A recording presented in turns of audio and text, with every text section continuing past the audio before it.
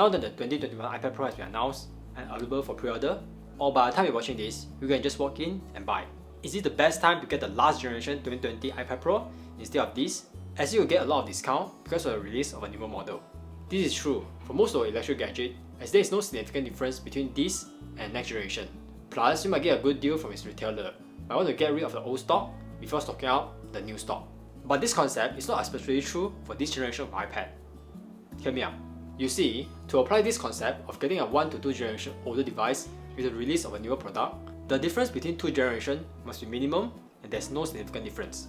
As an example, with the release of iPhone 12, it does make sense to get iPhone 11 when the iPhone 12 release, as there is only a slight design change from rounder edge to sharp edges, slightly better processor, and slightly better camera.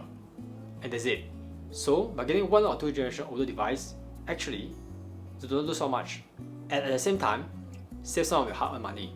There is no exclusive feature that iPhone 12 gained over the iPhone 11. So our concept still holds. But there is much difference when we're talking about this year 2021 iPad because of the M1 chip. The M1 chip is a deciding factor in choosing between 2021 model or last year 2020 version.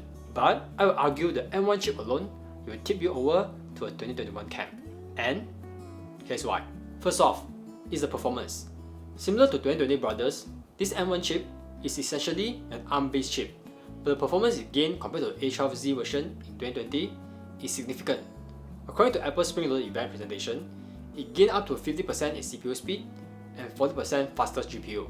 This is a significant improvement for just a 1-year gap, and as people might say, more future-proof. As a user of this 2020 iPad Pro for more than a year, they mainly use this for video editing. The experience has been flawless. No lag whatsoever while scrolling through timeline and adding multiple effects and layers. The A12Z in my iPad Pro is a powerhouse, but imagine a 50% increase from that. It's insane. Apple just dumped its competitor way behind with the inclusion of M1 chip. But that being said, not that Apple have any competitor in the tablet market. But still, this level of improvement is more than worth it compared to getting $100 off the 2020 version. There are a lot more you can do with this 50% extra power in the form of apps. Video might export faster using the M1 iPad Pro. Apps might load faster. Games like Call of Duty Mobile might be able to hit a high graphic level while maintaining ultra frame rate. There's a slight improvement over the 2020 iPad Pro, but the things I want to emphasize is also relating to the M1 chip, as this is the same chip powering Apple MacBook and iMac layout, which are powering macOS 10. There might be a slight chance that some apps might be able to port into iOS App Store and be exclusive for M1 iPad Pro. I know this is highly unlikely, as Apple won't cut off a huge portion of my iPad user just to appeal to a new M1 iPad Pro user. I always want Final Cut Pro to be made available for us iPad user, and with the release of M1 iPad Pro, the dream is getting closer and closer. Even if the Final Cut Pro is made available for all iPad users, the sheer power for M1 chip will make using the software more enjoyable. So it is no-brainer to decide which iPad Pro to get. Just get the 2021 iPad Pro with M1 chip.